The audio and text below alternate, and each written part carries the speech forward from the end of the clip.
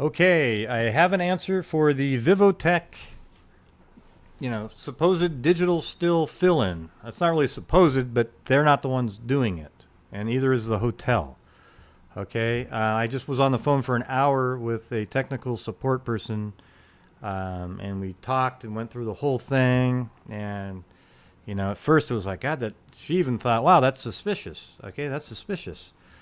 All right, so let me show you how the conversation went. Okay, so we were talking, and then I said, hey, listen, why don't I just send you this file? So I actually sent her this file as a zip file. So the file was about 6 megabytes, which is really small. That means there's no video on there at all other than the 3 motion captures, so that's it. So in this, now if you look right here, it looks like, this doesn't really have the total time on it. Yes, it does, right down here. See how it says 20 hours, 51 minutes, 31 seconds? So this tape, this camera, it's actually, this right here is saying to us that this represents 20 hours, 51 minutes, and 31 seconds of activity. Okay, but it actually, stores that time information in the file, in this player. It actually has the time information. Okay, so when you're watching this, you can save as this 3GP file, okay? Now, a little bit ago, I saved it as the test.3gp, okay? And then I imported it into Adobe Premiere. But before I explain that, I sent her this file, and then I had her export the 3GP file. And after I explained to her, wow, there's these digital stills that fill in the whole gaps. And what she did was she opened it up with VLC Player, okay? Which is, I'm going to do this off screen here. I got two monitors that I do this stuff on. So I'm going to open it up with VLC Player. Okay, now look at it. It's real similar. It just doesn't have the time information because it's not this proprietary vivotek software. Now look at that. Here comes Kenneka. This is that 3GP file. See up here? Now vivotek plays it correctly. There isn't any still gaps.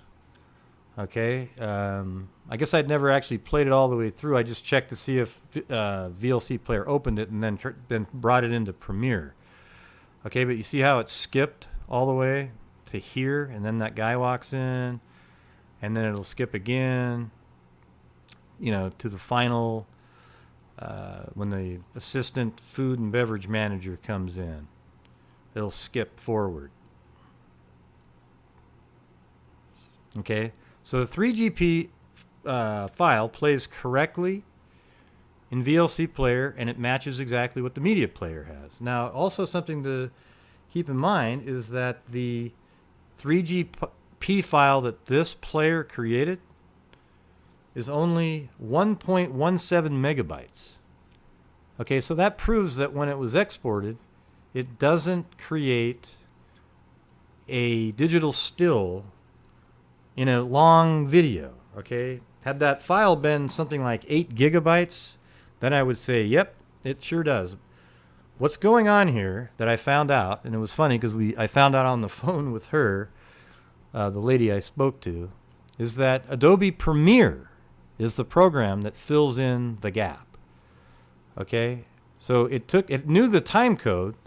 So when the video itself says that it's supposed to be 20 hours, and when you look at this, it's supposed to be 20 hours, 51 minutes, 31 seconds. That's saved in the 3GP file. And then when Adobe Premiere opens it up, it actually creates, you can see down here, look at that.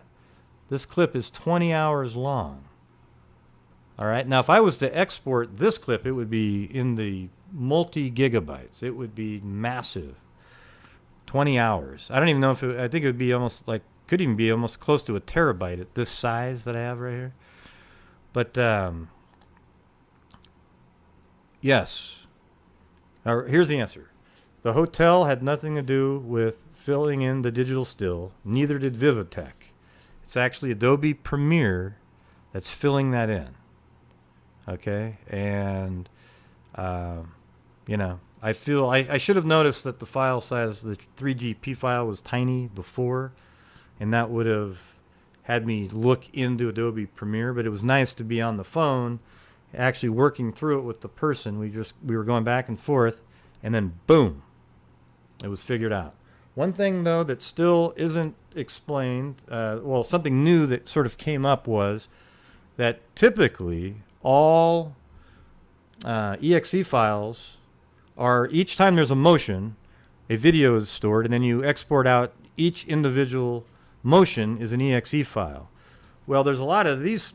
You see that in a couple of folders where there's 1,000 exe files for each camera, and then the other folders maybe have 1 or 2 files, and it has a whole bunch of motion capture on each of those video. The player, when you watch the player, there might be 100 motion captures, and you see it skip 3 minutes, and then maybe skip 40 seconds, and then maybe skip 20 seconds, and it just, all it has is the motion capture on it, but one file. Where she said that didn't really make sense, that typically each motion is its own